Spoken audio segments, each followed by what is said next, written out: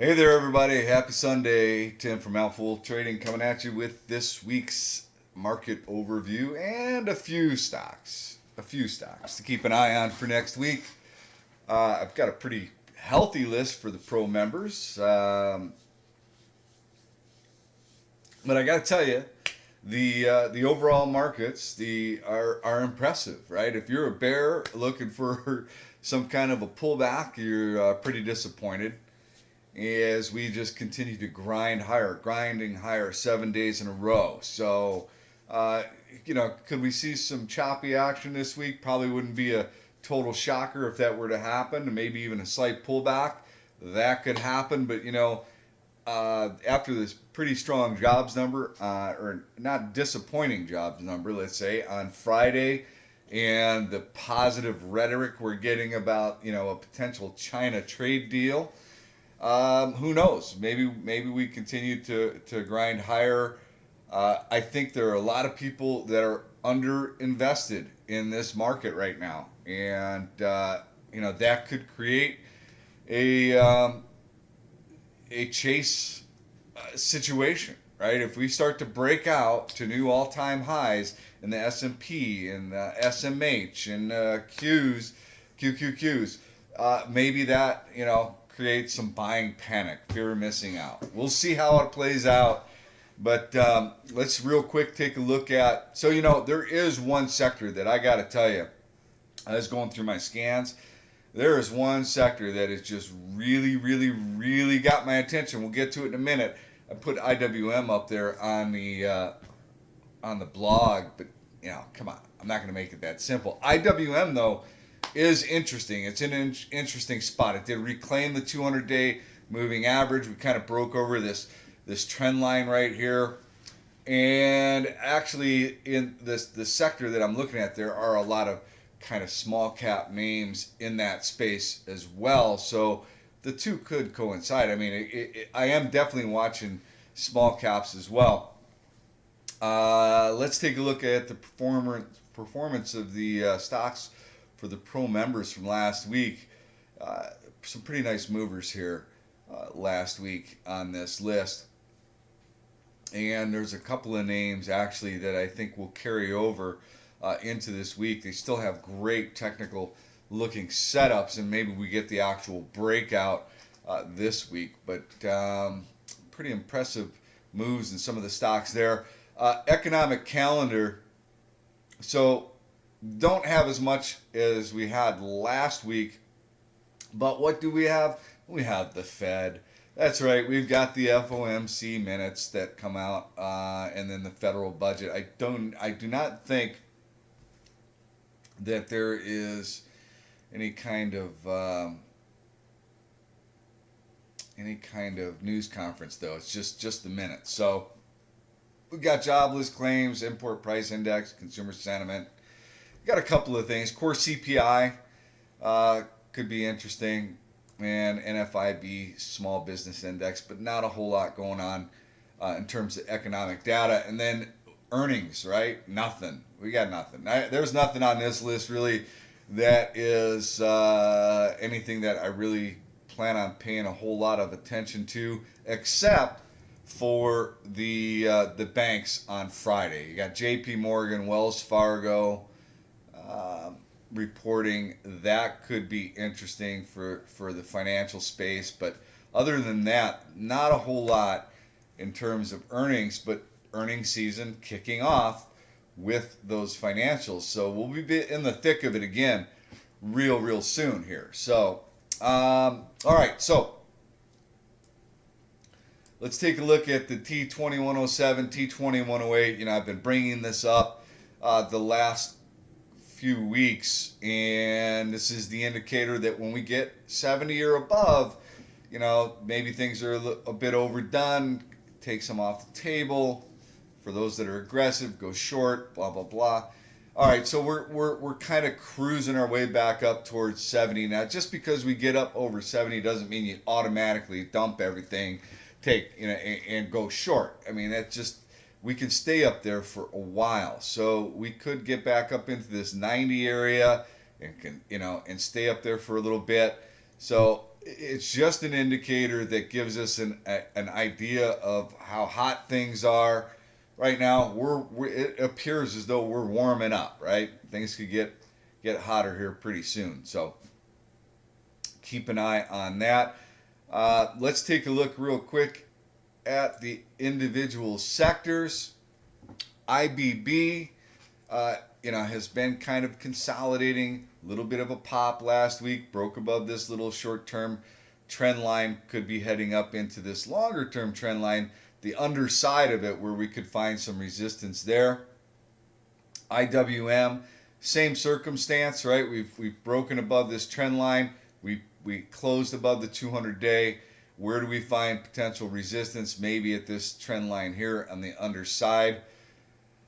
IYT, reverse head and shoulders pattern, very nice breakout this week, broke above this trend line and consolidating now at an area of potential price resistance. We'll see if we can actually take that out. We might continue to consolidate a bit. Look at the QQQs. We are actually at the underside of this trend line here, so maybe we find a little bit of weakness there, or at the very least consolidate, and then we've got potential price resistance as well. SMH, boom, baby. SMH semis, impressive, right? We actually had the 50 cross back above the 200-day. We took out this area of price resistance, and the semis are looking pretty strong once again. Now, I think what we need to see here, or we want to see, is we want to see this area that we broke through hold as support. So maybe what we do is we consolidate a bit.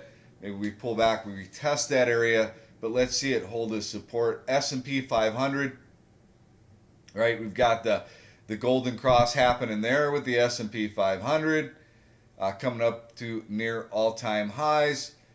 USO, oil continues to move higher, right? So we reclaim the 200-day in oil, and what does that mean? Well, I think it could mean something pretty interesting if we continue to stay above that, or if oil stays up in this area.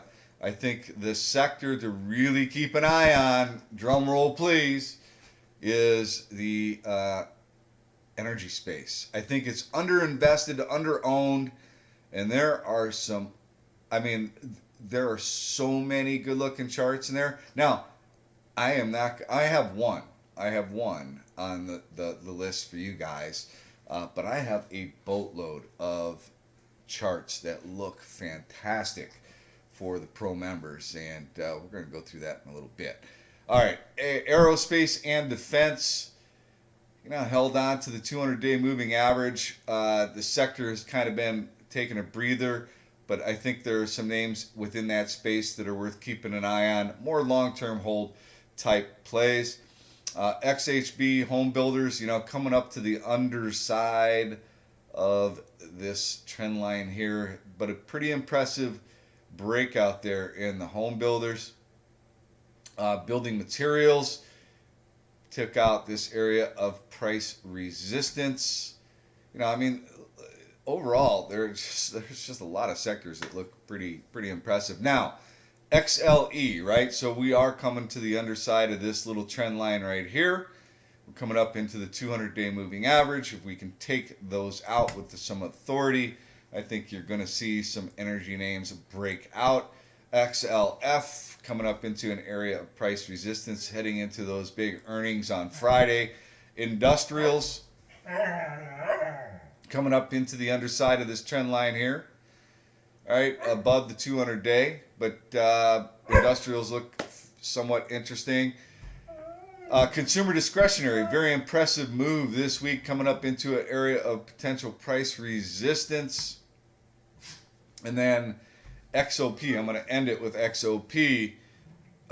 Tight consolidation. We've just been moving sideways right below this. We're at an area of price resistance, looking for that to potentially break out. All right, that is my take on the overall markets. Look, we look pretty darn good, but we were up 7 days in a row. Let's see if maybe we consolidate. We've had some gap up days, and then we don't get a lot of follow through. I hate gap up days. It's actually been a pretty challenging market on a short term time frame, right? Day trading, at least for me, I haven't found a lot of great setups that I would feel comfortable jumping into. We had those crazy runners like OPTT. I just want to talk about OPTT really quickly. Pointed this out with the pro members. Yeah, this thing was gapping up. I mean, I think this company did the nasty on people. But here's the thing about OPTT. If you just took a second to look at the daily time frame, daily chart, right, or the weekly chart, you would see that, or you would have seen that this OPTT has a tendency to have these big pops and then immediate flops, right? So if you were chasing this thing when it gapped up and you're buying it at 11 or 13 or $15, I mean, maybe you could have got a quick scalp out of it. But if you were buying it thinking that this thing was going to 30 and you're holding it overnight, that was a big bad no by you, because you could see that this thing never seems to hold these big pops, right? So you were kind of setting yourself up. If you were buying this thing and planning to hold it overnight, and you bought it up here, that was just not giving any respect to the history of this stock, right? Which has not been good. So, if you got burnt by this, I'm sorry, but use it as a stepping stone for future buys, right? So when you see something gapping up, use it as an educational tool, right?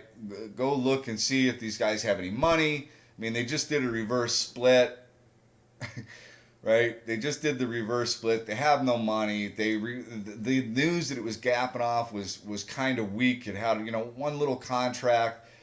Did it justify going to $16 a share? No, it did not, right? It didn't. And just use that as a tool in the future. All right, use it as a stepping stone. Don't let it sour you on investing though, or trading. Right? Just use it as an educational experience. Okay. So let's see. We want to take a look at a few stocks that are on the radar for next week. And hold on a second. I just closed this thing, and I didn't mean to do that. All right. First one up is DERM. High tight flag formation. I had a big pop. It's consolidating right below the $14 holla. Pretty sweet looking setup on this DERM. Looking for it to take out basically $15 with some conviction. Right? I think if you can break through 15 with some authority, maybe you get a pretty nice little run in this one. It's got a gap on the daily that could potentially fill. Only 34 million shares in the float. Maybe you look for a pullback to say 13.50 as an entry. You put your stop below 13. Pretty good looking setup there on DERM. Worth having on the radar for next week for a potential breakout. Snap. They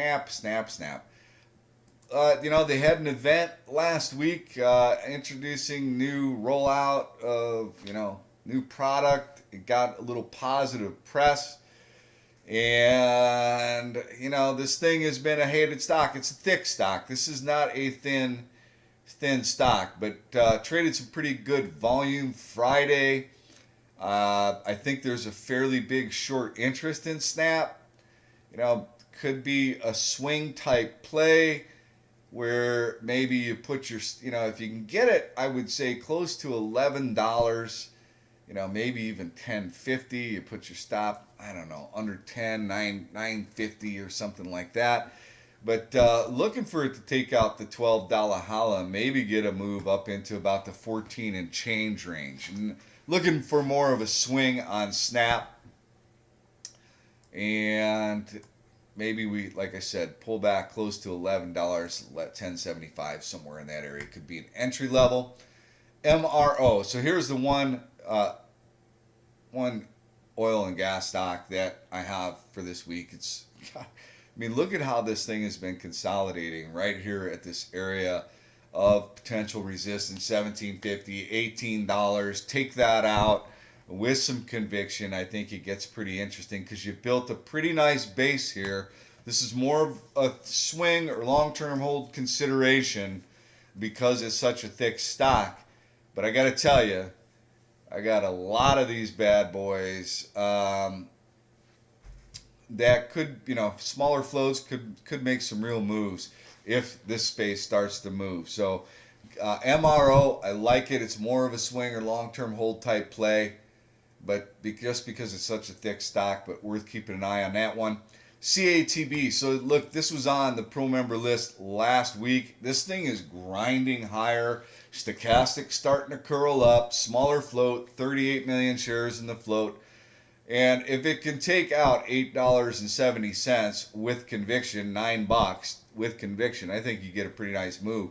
We are now just about going to get a golden cross potentially above the 200-day moving average. You have the 50-day sloping higher. It's got, it's a biotech name, so it does come with some risk, right? I don't know what kind of catalyst they may have on the horizon. This is a recent reverse split, so it's just got a pretty interesting looking setup here. Maybe it continues to move higher. Worth keeping an eye on for next week. Disney.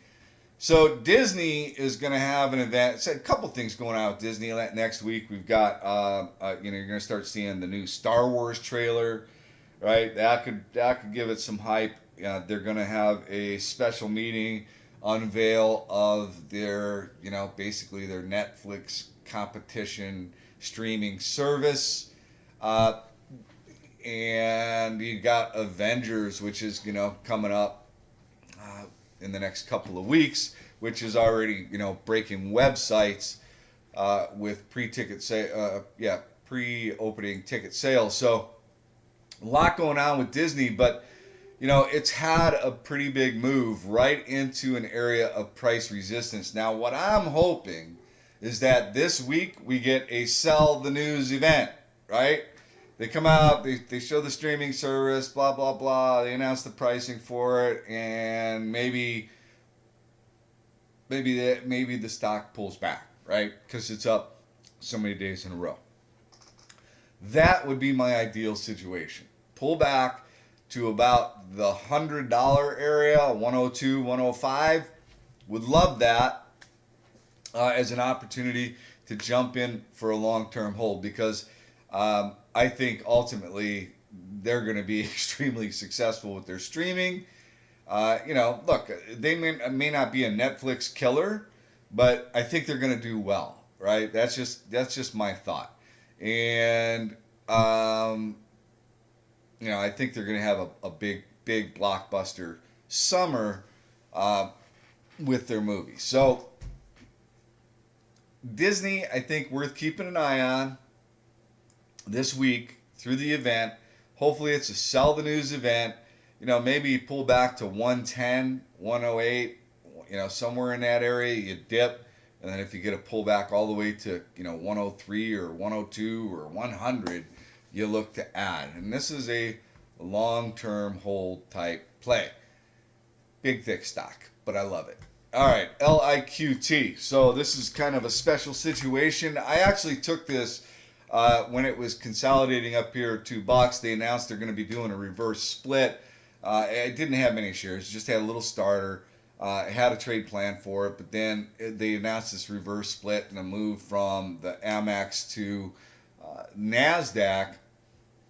Now, these guys just reported, this reverse split is going to give this thing a super tiny float. It's a one for four reverse split, or four for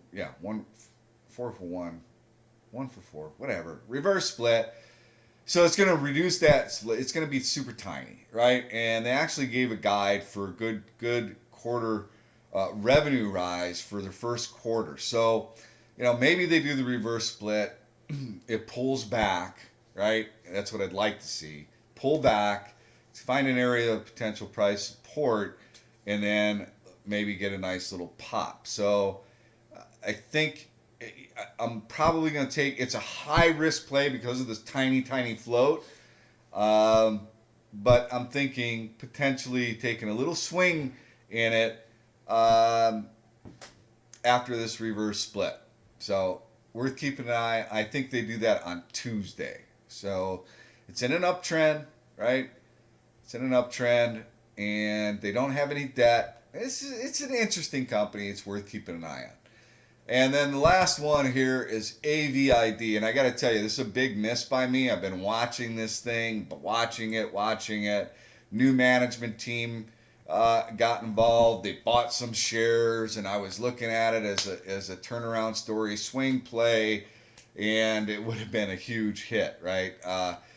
$4 is where I was really paying close attention to this. I didn't take it, and the thing exploded, and then I was looking for it to pull back, and you know how it goes. Anyway, it's consolidating again. They just reported great earnings. I really wanted to get it at close to $7. I don't know if I'm going to get that opportunity. They just released a new product this weekend in Las Vegas. And it got a little bit of press this weekend. It kind of has been consolidating here. To me, it looks like we have a new trend forming, some momentum going with AVID. And if you look at it, $9 is kind of a big spot of potential resistance. Maybe it finds some resistance there, pulls back. But this could be, it's only got 39.5 million shares in the float. Could be a day trading opportunity. Could be a short-term swing. Ideally, for me, pull back to 740. Maybe I take a starter $7 for a swing. If it breaks out over $9 with conviction, where do we go? Where do we go?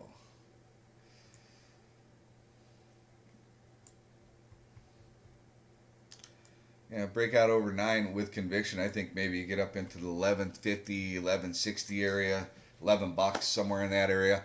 I like it. I think it's worth keeping an eye on. Like I said, an entire new management team there. CEO bought, let's see, $5.80 to $6.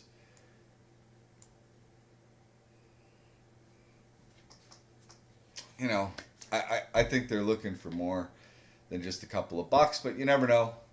Worth keeping an eye on AVID. All right, that is it. That is the list of stocks for you guys. Pro members, I will be coming out with the list of stocks, and we'll talk about a couple of the stocks that I took some trades in last week and some that I closed out. And I'll be doing that shortly. All right, have a fantastic week next week. Good luck trading. Don't chase. Let's see how this plays out, but I got to tell you, we're looking pretty darn good. We're looking pretty good. Looking like maybe we are going to go try and test those all-time highs. All right, have a great week. Good luck trading, and I'll see you next week.